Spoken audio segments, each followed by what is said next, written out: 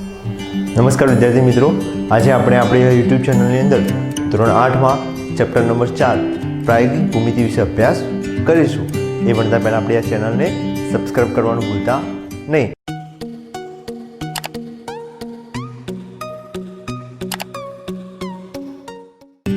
તો આપણી આજે આ પ્રાયોગિક ભૂમિતિના અંદર આપણો પહેલો મુદ્દો છે કે ચતુષ્કોણ કઈ રીતે રચવો.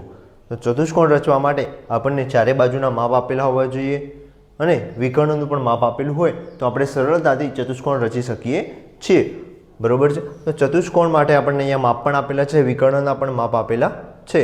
તો આપણે શું કરીશું, સૌપ્રથમ આપણે એક દાખલા દ્વારા સમજીએ તો વધારે સમજ પડશે.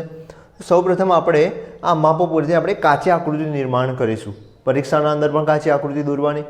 તો કાચી આકૃતિ એટલે કે તમને આના માપ ઉપરથી તમને કેવો માપનું મળે છે એ મુજબ આપણે એક ચતુષ્કોણ રચીશું. તો આપણે ડાયરેક્ટ હું અહીંયા દોરી દઉં છું કે કાચી આકૃતિ,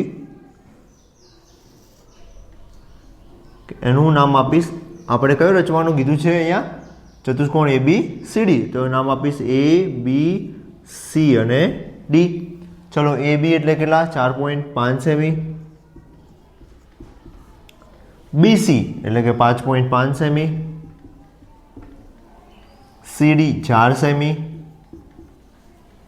AD 6 સેમી અને વિકર્ણ એટલે કે AC એ આપણને કેટલા આપેલા છે? 7 સેમી આપેલ છે. તો આ રીતે આપણે કાચી આકૃતિનું નિર્માણ કરીશું. તમે કાચી આકૃતિ દોરો એ ક્યારેય પણ ખોટી કહેવાશે નહીં, કારણ કે તમે એક અનુમાન લગાવીને દોરો છો. બરાબર છે. હવે આ આકૃતિ પરથી આપણે આ મુજબ આપણે પાકી આકૃતિ દોરીશું. તો એના પહેલાં આપણે શું કરીશું કે સૌપ્રથમ આપણે કઈ બાજુનું માપ દોરીશું? ABનું. તો પહેલાં આપણે સૌપ્રથમ AB રેખાખંડ દોરીશું. તો ચલો આપણે જોઈએ. તો હવે હું શું કરીશ કે બોર્ડ મોટું છે માટે હું આ માપ નહીં લઈશ. તમારે તમારા કંપાસ પેટીના અંદરથી માપપટ્ટી અને પરિકર હશે આવું, બરાબર છે, એ બંને બહાર રાખી દો અને તમે અહીંયા જે માપ લખેલા છે તમારે એ જ માપ લેવાના છે. મારે બોર્ડ મોટું હોવાના કારણે હું માપ થોડા અલગ લઈશ, પણ તમારે આ માપ લખેલા જ માપ લેવાના છે. તો આપણે સૌપ્રથમ AB બરાબર 4.5 સેમી માપ લઈ અને AB નામનો રેખાખંડ દોરીશું. તો ચલો, તમે બધા માપપટ્ટી અને પેન્સિલનો ઉપયોગ કરી અને AB બરાબર 4.5 સેમી માપ લેજો. મારે અહીંયા બોર્ડ મોટું હોવાના કારણે હું થોડું માપ મોટું લઈશ. બરાબર છે. સેન્ટીમીટરમાં આપણે માપ લેવાનું છે.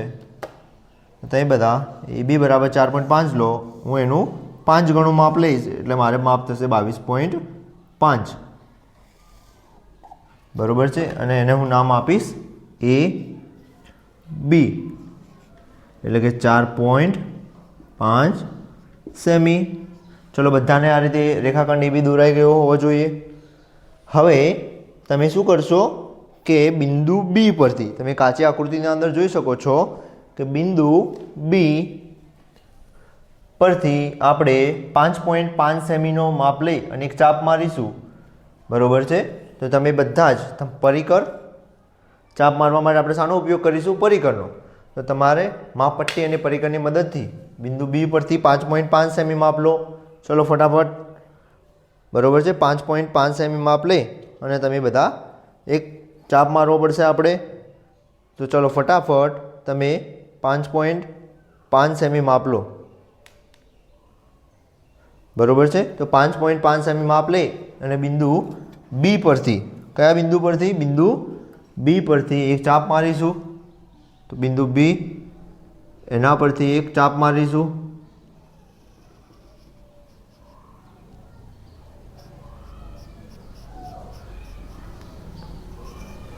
બરાબર છે. તો આ રીતે એક ચાપ મારો બિંદુ B પરથી. એ આપણે કેટલા સેમીનો માર્યો? 5.5 સેમીનો. બરાબર છે. માપપટ્ટીની મદદથી પરિકર વડે માપી 5.5 સેમી માપ લો. હવે આપણે બિંદુ, કયા બિંદુ પરથી? બિંદુ A પરથી કેટલું માપ લઈશું? 7 સેમી. તો ચલો ફરીથી માપપટ્ટી લો અને એની મદદથી ફરીથી કેટલું? 7 સેમી માપ લો. ચલો મારી સાથે તમે પણ લેતા જાઓ. હું તો એનું 5 ગણું માપ લઈશ, તમારે 7 સેમી જ લેવાનું. બરાબર છે. 7 સેમી માપ લઈ અને તમે બિંદુ A પરથી, કયા બિંદુ પરથી? બિંદુ A પરથી એક ચાપ મારો. બરાબર છે. ચાપ માર્યા પછી એ બે ચાપ જ્યાં પણ છેદે છે એને આપણે જોડી દઈશું. તો ચલો પહેલાં બિંદુ B વડે અહીંયા જોડી દઈએ.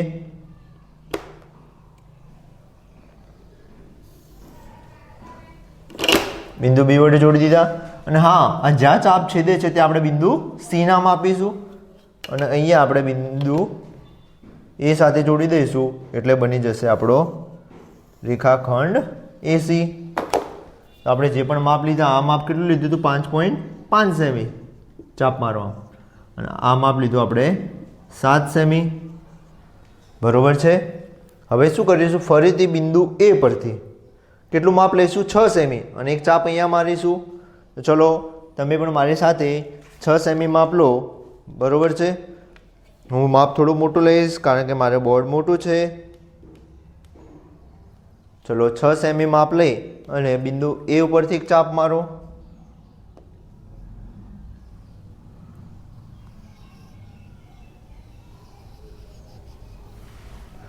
બરોબર. બિંદુ એ ઉપરથી કેટલા સેમી માપ લીધું આપણે 6 સેમી માપ લઈને માર્યું. હવે આપણે આ તો રેખા મળી જશે. હવે બિંદુ સી ઉપરથી કેટલું માપ લઈને મારશો 4 સેમી માપ લો. ચલો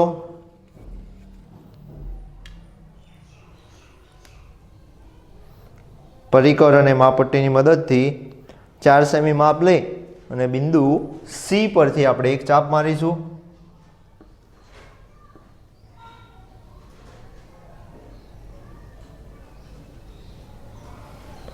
બરોબર છે. હવે આ બંને ચાપ જ્યાં પણ છેદ્યા ત્યાં આપણે બિંદુ કયું નામ આપીશું બિંદુ ડી અને હવે એને આપણે જોડી લઈશું.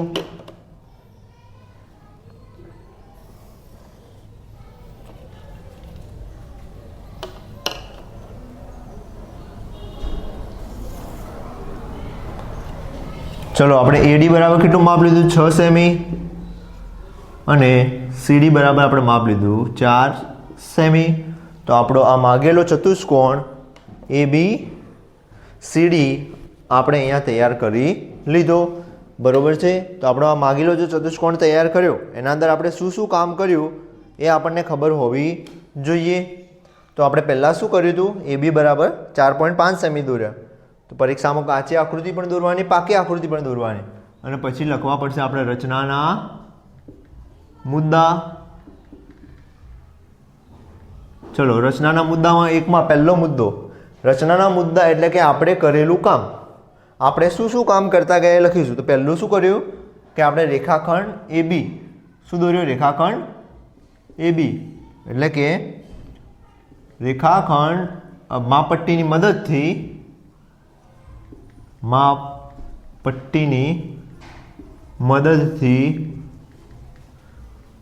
રેખાખંડ એ બી 4.5 સેમી દોર્યું.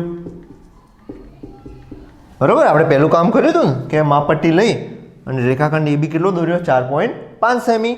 આપણે જે કામ કર્યું એ જ લખવાનું. અહીંયા કંઈ ગોખવાની જરૂર છે નહીં. ચલો બીજું કામ શું કર્યું હતું કે આપણે પરિકરની મદદથી 5.5 સેમી માપ લઈ અને એક ચાપ માર્યો. પરિકરની મદદથી પરિકર અને માપપટ્ટી બંનેનો ઉપયોગ કરી એટલે કે માપપટ્ટીની મદદથી કેટલું માપ લીધું 5.5 સેમી માપ લઈ ચાપ માર્યો. તે જ રીતે બિંદુ એ ઉપરથી કેટલું માપ લઈ 7 સેમી બિંદુ એ પરથી કેટલું માપ લીધું આપણે 7 સેમી માપ લઈ અને ચાપ માર્યો. પહેલા બિંદુ બી ઉપરથી આપણે ચાપ માર્યો પછી બિંદુ એ પરથી ચાપ માર્યો અને બંને ચાપ જ્યાં છેદે ત્યાં કયું બિંદુ નામ આપ્યું બંને ચાપ જ્યાં છેદે ત્યાં બિંદુ સી નામ આપ્યું. ચલો મુદ્દો નંબર 5 શું થશે. પછી આપણે શું કર્યું કે બિંદુ એ ઉપરથી 6 સેમી માપનો ચાપ માર્યો. બિંદુ એ પરથી 6 સેમી માપનો ચાપ માર્યો અને બિંદુ સી પરથી કેટલા સેમીનો ચાપ માર્યો આપણે બિંદુ સી પરથી 4 સેમી માપનો ચાપ માર્યો. બરોબર છે. બિંદુ એ ઉપરથી 6 સેમી માપનો ચાપ માર્યો અને બિંદુ સી પરથી 4 સેમી માપનો ચાપ માર્યો અને બંને જ ચાપ જ્યાં છેદે ત્યાં કયું બિંદુ આપ્યું આપણે? બંને ચાપ જ્યાં છેદે ત્યાં બિંદુ ડી નામ આપ્યું. તો આપણને માગેલ ચતુષ્કોણ એબીસીડી રચ્યું. માટે માગેલ ચતુષ્કોણ એબીસીડી રચ્યું અથવા દોર્યું. બરોબર છે. તો આપણે આ રીતે ચતુષ્કોણ એબીસીડી દોરી શકીએ છીએ. પરીક્ષામાં ખાસ યાદ રાખજો. પહેલાં કાચી આકૃતિ દોરીશું. કાચી આકૃતિમાં પહેલો આપણે કયો ભાગ દોર્યો? નીચેનો. સૌપ્રથમ નીચેનો ભાગ દોરીશું. પછી જોવાનું કે વિકર્ણ જે બાજુ આપેલો હોય એ બાજુ વિકર્ણ અહીંયા આપેલો છે અને આ બાજુ જોડે છે માટે આ બાજુનો ચાપ મારીશું, પછી આ બાજુનો ચાપ મારીશું. જો વિકર્ણ આ બાજુ આપ્યો તો આ બાજુ લોત ને પછી આ બાજુ લોત. આ યાદ રાખીશું. પછી આપણે એના પરથી પાકી આકૃતિ દોરી અને જે પણ કામ કર્યું, જે પણ આપણે જે મુજબ કામ કરતા ગયા એ મુજબ આપણે રચનાના મુદ્દા લખીશું. કંઈ રચનાના મુદ્દા ગોખવાની જરૂર છે નહીં. હવે વિદ્યાર્થી મિત્રો આપણે જોઈશું દાખલા નંબર 2. શું કહે છે કે ચતુષ્કોણ JUMP દોરો અને આપણને બધા માપ આપેલા છે. તો આપણે માપ ઉપરથી પહેલાં આપણે શું કરીશું? કાચી આકૃતિનું નિર્માણ કરીશું. તો તમે જોઈ શકો છો કે તમને JU કેટલા આપેલા છે? JU બરાબર 3.5 સેમી. તો તમે JU બરાબર 3.5 સેમી થશે. બરોબર છે. આપણો ચતુષ્કોણ કેવો છે? JUMP. બરોબર છે. તો ચલો JU 3.5. તો આપણે MP પણ કેટલા UM. તો આપણા UM થશે કેટલા? 4 સેમી. બરોબર છે. 4 સેમી અને MP કેટલા થશે? 5 સેમી. પણ એના પહેલાં પીજે તમે જોઈ શકો છો કે એ કેટલા છે? 4.5 સેમી. તો એ થોડા આનાથી હાઇટમાં થોડા વધારે આપણે રાખીએ. બરોબર છે. તો એ થશે 4.5 સેમી અને MP એ કેટલા થશે? 5 સેમી. JU અહીંયા M અને અહીંયા P. ચલો MP એટલે કેટલા સેમી આવશે? 5 સેમી આવશે. બરોબર છે. અને આના અંદર તમે જોઈ શકો છો કે આપણને વિકર્ણ એટલે કે PU કેટલો આપેલો છે કે 6.5 સેમી. તો આપણે કાચી આકૃતિના અંદર એ પણ દર્શાવી દઈએ કે આપણને આપેલા છે PU 6.5 સેમી. બરોબર છે વિદ્યાર્થી મિત્રો. તો આ રીતે આપણે કાચી આકૃતિનું નિર્માણ થયું. બરોબર છે. આપણે કોઈ પણ તમે રીતે દોરો. કાચી આકૃતિ મેં કઈ રીતે દોરી કે માપ જોયા કે ભાઈ ચલો આ 3.5 છે, આ 4 છે, આ 4.5 છે, તો આનાથી થોડું વધારે બતાવવું પડશે. પછી આને જોડી દીધું. બરોબર છે. તો આ આપણું નિર્માણ થયું કાચી આકૃતિનું. હવે આપણે દોરીશું પાકી આકૃતિ. તો પાકી આકૃતિ દોરતા પહેલાં આપણે સૌપ્રથમ કયું માપ લઈશું? JU. JU કેટલું લઈશું? 3.5. તો JU બરાબર 3.5 સેમીનો આપણે રેખાખંડ દોરીશું. ચલો તમે પણ મારી સાથે સાથે દોરતા જાઓ. કેટલો દોરીશું? 3.5 સેમીનો. ચલો JU બરાબર 3.5 સેમી.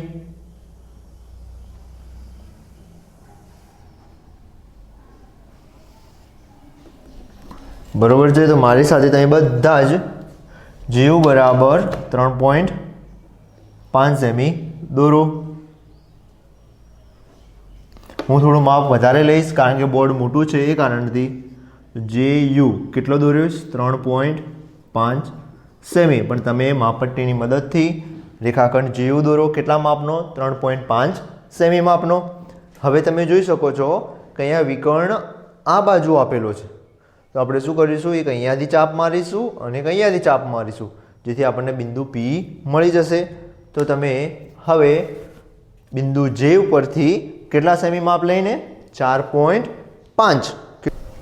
તમે બિંદુ J ઉપરથી 4.5 સેમી માપ લઈ અને એક ચાપ મારશો, બરોબર છે?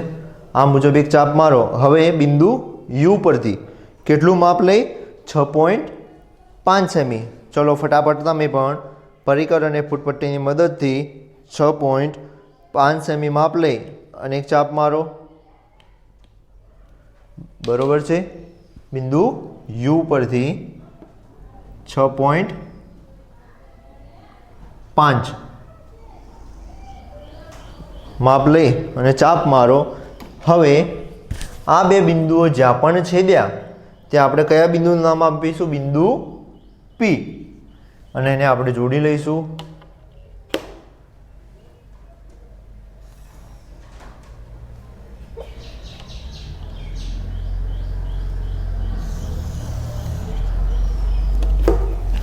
ચલો અહીંયા થશે 4.5 સેમી. પીયુ આપણે કેટલા દોર્યા? 6.5 સેમી, બરોબર છે? આપણો આ ભાગ દોરાઈ ગયો. હવે બિંદુ યુ પરથી કેટલું માપ લઈશું? 4 સેમી. બિંદુ યુ પરથી 4 સેમી માપ લઈ અને તમે એક ચાપ મારીશું, બરોબર છે? બિંદુ યુ પરથી આપણે 4 સેમી માપ લઈ અને એક ચાપ મારીશું.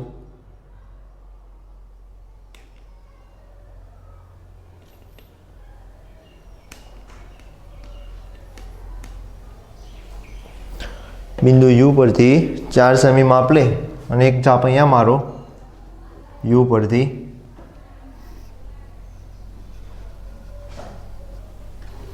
બરોબર છે? બિંદુ યુ પરથી ચાપ માર્યો. હવે બીજા કયા બિંદુ પરથી મારીશું? અહીંયાથી માર્યો એટલે અહીંયા એક રેખાખંડ મળી જશે.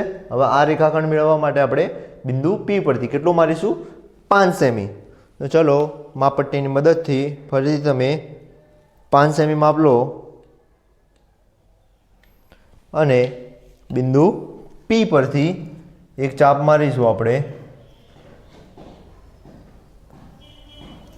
અને આ બંને ચાપ જ્યાં પણ છેદે છે ત્યાં આપણે બિંદુનું નામ આપીશું બિંદુ એમ. અને આપણે હવે એને જોડી લઈએ.